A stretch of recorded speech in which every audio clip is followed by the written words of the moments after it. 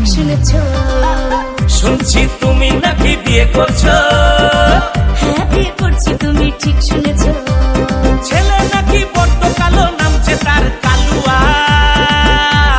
কাজু বাদাম দিলে ভালো লাগে হালুয়া, আর সরকারি চাকরি থাকলে যতই হোক না কালুয়া। কাজু বাদাম দিলে ভালো লাগে হালুয়া, আর সরকারি চাকরি থাকলে যতই হোক না কালুয়া।